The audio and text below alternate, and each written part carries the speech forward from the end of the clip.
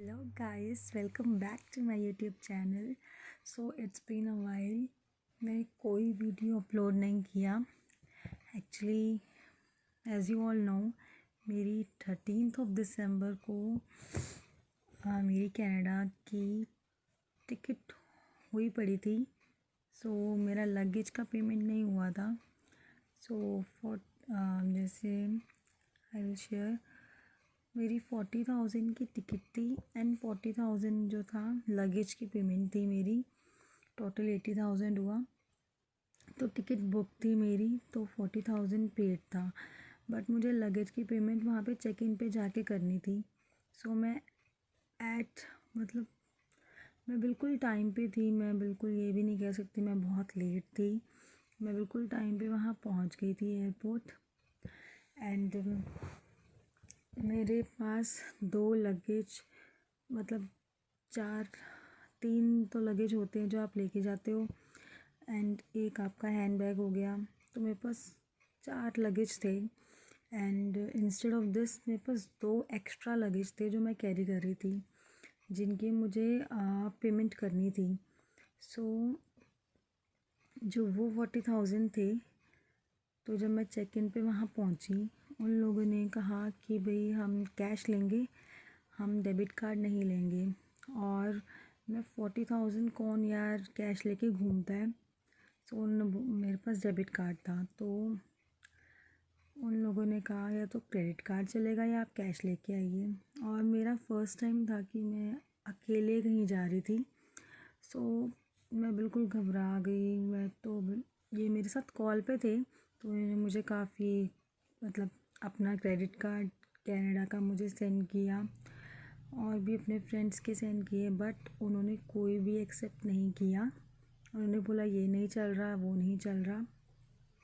सो उसके बाद मेरा तो हो गया बुरा हाल. मैं तो रो रो के मेरा तो बहुत बुरा हाल हो गया था. सो उन लोगों ने मेरे हस्बैंड ने कहा तो उनको बोल कि मुझे फ़्लाइट तो बोर्ड करने दीजिए, मैं लगेज वहाँ पे छोड़ के चली जाऊँगी. तो मैं यहाँ पे लगेज भी छोड़ने के लिए रेडी थी. चलो बाहर जाके भी मतलब फैमिली को देने का टाइम नहीं था, क्योंकि मैं इतनी लेट उन लोगों ने मुझे कर दिया. पता नहीं क्यों मुझे रुकाया हुआ था, आई डोंट नो. सो मेरे साथ तो ये पहली बार हुआ. पहली बार मैं अकेले जा रही थी, वो मेरे साथ इतना बड़ा डिज़ास्टर हो गया. सो उन लोगों ने मुझे बोर्ड नहीं करने दिया. एंड उसके बाद भी मुझे मतलब मैंने किसी से बात भी की एयरपोर्ट पे, साथ में ही थे वो लोग. तो उस लेडीज़ को मैंने कहा कि मुझे क्रेडिट कार्ड चाहिए होगा पेमेंट के लिए, मैं आपको पेटीएम कर दूँगी. So she said okay you can. So वो मेरे साथ भी गई. उन लोगों ने मना कर दिया कि नहीं, फ़्लाइट बोर्डिंग का टाइम हो चुका है, सो कुछ नहीं हो सकता. सो मेरी फ़्लाइट मिस हो गई इस वजह से. फिर उसके बाद मैं बहुत ही डिप्रेशन नहीं कह सकते, मैं बहुत लो हो गई थी. मेरा तो रो रो के बुरा हाल हो गया था, क्योंकि मैं 6 महीने बाद अपने हस्बैंड के पास जाने वाली थी. एंड सो मेरे हस्बैंड ने फिर उसी रात को दोबारा मेरी टिकट की 15th ऑफ दिसंबर की.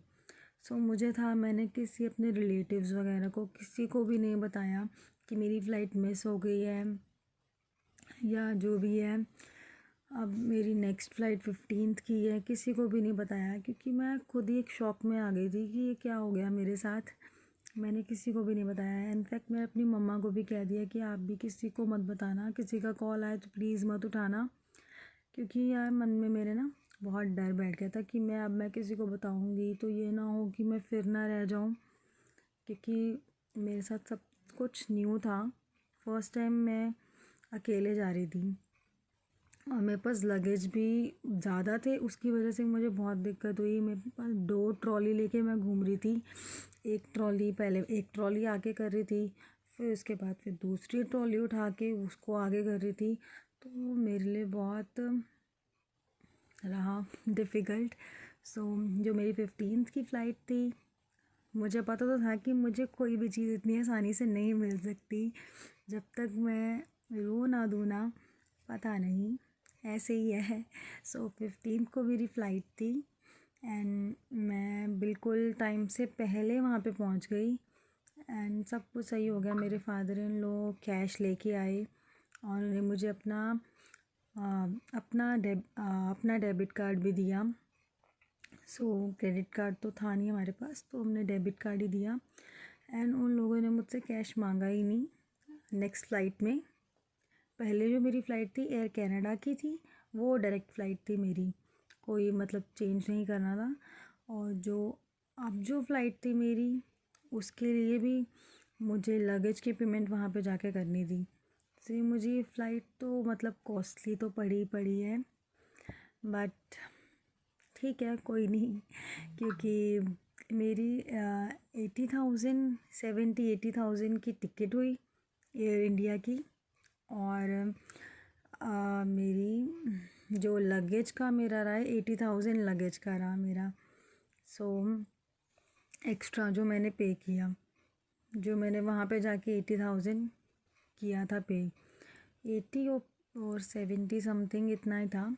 तो आज मुझे वो जो टोटल जो एयर कनाडा की फ़्लाइट में 80,000 पड़ रहा था, सो वो तो हुआ ही हुआ, चलो कोई नहीं, जब वो जाना था जाना ही था। बट तो मुझे हुआ कि बाद में एयर इंडिया वालों ने कैश का कुछ नहीं कहा, डेबिट कार्ड ही उन्होंने लिया मेरे से और उससे मेरी पेमेंट हुई। और मेरी फ्रेंड जो है उसके हस्बैंड जो है वो एयरपोर्ट पर ही हैं, तो उन्होंने मेरी काफ़ी हेल्प करी। मैं काफ़ी डर गई थी, तो उन्होंने मेरी मतलब उनकी कोई जान पहचान थी, तो उन्होंने मेरे साथ ना जाके चेक इन करवा दिया मेरा लगेज। क्योंकि मेरे साथ कोई था तो मुझे मतलब इतना डर नहीं लगा कि हाँ कोई है मेरे साथ। सो उन्होंने मेरा चेक इन करवा दिया। फिर उसके बाद जब मैं गई तो मेरा तो फर्स्ट टाइम था सब कुछ, क्योंकि मैं बिल्कुल एकदम अपने ऊपर ना सब कुछ लद के गई थी। एक्चुअली मुझे था कि जो एक्स्ट्रा जो चीज़ें हैं जिनका वेट हैवी है वो मैं पहन लूँगी। सो मैंने मतलब पहन तो लिया, बट ठीक है जो है सो है। सो मैंने मतलब एक ड्रेस पहनी थी, ड्रेस के ऊपर एक स्वेटर पहना था, स्वेटर के ऊपर एक और मैंने स्वेट शर्ट पहनी एंड स्वेट शर्ट के ऊपर मैंने 2 जैकेट्स कैरी करी और एक जैकेट मेरे हैंड में थी और एक शॉल थी हैवी वाली जो मेरे हैंड पे थी। सो मुझे जब मेरा लगेज भी हो गया उसके बाद मुझे बहुत दिक्कत आई सामान कैरी करने में। और मुझे लगा कि चलो चेक इन हो गया, अब तो कोई चेक इन की दिक्कत नहीं है। मैं सब कुछ उतार के एक बैग लेके आई थी एक्स्ट्रा, उसके अंदर मैंने डाल दिया, सब कुछ सेटिंग वेटिंग सब कर दी मैंने। एंड उसके बाद मुझे वही पता चलता है कि भाई दोबारा भी चेक इन होगी। सो मुझे दोबारा वो सब करना पड़ा। बट फिर उसके बाद जो मेरी फ़्लाइट थी एयर इंडिया की, पहले मेरी थी दिल्ली टू मुंबई की। सो मैं मुंबई बिल्कुल टाइम पर नहीं कह सकते पहुंची, लेट थी हमारी फ़्लाइट, तो टाइम टू टाइम उधर मैं पहुंची। एंड उन लोगों ने क्या किया, उन्होंने क्या किया, गलती मेरी थी, इट्स माई फर्स्ट टाइम। सो मुझे इतना पता ही नहीं था, तो मेरे से क्या सबसे बड़ी गलती हो गई कि वहाँ पे चेक इन के टाइम पे जब मुंबई से हम ऊपर जाते हैं डिपार्चर की साइड पे, तो वहाँ पे पुलिस वाले थे, उनको वो लोग चेक करते हैं हमारा पासपोर्ट एंड बोर्डिंग पास। तो मेरे पास पासपोर्ट तो मैंने अपना रख लिया था वापस, बट जो मेरा बोर्डिंग पास था जो उन्होंने देखा वो उन्होंने अपने पास ही रख लिया। और मुझे तो नॉलेज थी ही नहीं कि हाँ मुझे नीड पड़ेगी ऊपर। सो उन लोगों ने, क्योंकि उस पर ना मेरे टैग्स लगे हुए थे, बैग के टैग्स, सो उन्होंने मुझे दिया नहीं और मैं ऐसे ही चली गई। एंड वहाँ पे क्यू भी बहुत लंबी थी मुंबई में। तो मुंबई से लंदन की मतलब थी, तो मेरी मुंबई से टोरंटो की फ़्लाइट थी, बट जो मुझे लंदन में स्टे था। तो वहाँ पे जब मैं मुंबई की फ़्लाइट के लिए बोर्डिंग पास जब मैं लेने गई तो उन लोगों ने मुझे मेरा पुराना बोर्डिंग पास मांगा, जो मुझे मेरे पास था नहीं। फ़ोन पे मेरे हस्बैंड थे तो उन्होंने मुझे टैक्स की जो स्क्रीनशॉट्स थी वो मुझे सेंड करी। तो उन लोगों ने वो भी मतलब एक्सेप्ट नहीं की। उन्होंने एयर इंडिया वालों ने कहा एयर कनाडा के पास जाओ। एयर कनाडा वाले कहते हाँ, मेरी नेक्स्ट फ़्लाइट जो थी मुंबई टू टोरंटो वाली, वो मेरी एयर कनाडा की थी। तो एयर कनाडा वाले कहते कि आप एयर इंडिया के पास जाओ, एयर इंडिया वाले कहते एयर कनाडा के पास जाओ। मैं एकदम टॉप टू टॉप मार्जिन में फंस के मतलब निकल ही गई वहाँ से। तो मेरे मतलब मुझे दो अच्छे बंदे मिल गए, उन्होंने मेरी हेल्प करी। एयर इंडिया वाले ही थे वो। तो उन्होंने मेरी इंफॉर्मेशन निकाल के बैग्स की, तो उनने मुझे नया बोर्डिंग पास इशू कर दिया। क्योंकि मैं तो बहुत रोने लग गई थी, क्योंकि मुझे था अगेन वही सब चीज़ें मेरे साथ। तो फिर मैं तो बहुत घबरा गई थी, मुझे कॉल्स भी आ रहे थे, मैं कॉल्स नहीं उठा रही थी। वो भी परेशान थे, फैमिली वाले भी, तो उनकी भी कॉल्स आ रही थी बीच में। बट मैं कुछ कर ही नहीं सकती थी क्योंकि वो लोग पूछते कैसे रह गया बोर्डिंग पास। गलती तो मेरी ही थी, बट अगेन चलो वो चीज़ भी हो गई, मैं टाइम टू टाइम पहुंच गई। फिर वहाँ पे मुंबई पे मेरी इमिग्रेशन भी होनी थी, तो मैंने वहाँ पे सारा चेक इन भी होना था दोबारा एंड इमिग्रेशन भी होनी थी। तो चेक इन हो गया। इमिग्रेशन के टाइम पे भी हुआ कि वहाँ पे बहुत लंबी क्यू थी, तो मैंने किसी से बात करी, उन्होंने मुझे आगे भेज दिया। सो मैं वहाँ से भी निकल के एट टाइम टू टाइम अपनी जो मेरी टोरंटो वाली फ़्लाइट थी मैं वहाँ पे पहुँच गई और मैं वहाँ पे बैठ भी गई। अब मुझे एक शांति मिली कि चलो शुक्र है, अब चलो मैं निकल ही गई हूँ। सो बट फ़्लाइट्स थोड़ी कंजस्टेड तो होती ही है, बट मुझे तो मेन यही था कि हाँ भाई मैं बैठ जाऊँ। सो मैं वहाँ पे बैठ गई थी एंड उसके बाद फिर मेरा लंदन में स्टे था और 2 आवर्स का वो मेरा ठीक रहा, उसमें कोई दिक्कत नहीं आई। बट हाँ, मुझे फ़ोन चार्जिंग की दिक्कत आई। बट मुझे इस चीज़ की नॉलेज ही नहीं थी कि जहाँ आपकी सीट होती है वहाँ पे जो पैनल लगा होता है उसी के नीचे आप अपना वायर लगा के फ़ोन चार्ज कर सकते हो। बट एक्चुअली मेरी बैटरी की भी दिक्कत आ रही थी, वो दैट्स अनदर स्टोरी। सो उसके बारे में बाद में बात बताऊंगी कभी फिर कभी। सो मैं आपको अपनी फ़्लाइट की जर्नी के बारे में बता रही थी। सो मैं ऐसे ऐसे करके लंदन स्टे था मेरा, उसके बाद मैं 2 आवर्स का स्टे था। फिर उसके बाद मेरी वहाँ से टोरंटो की फ़्लाइट थी 6 आवर्स की। सो मैं टोटल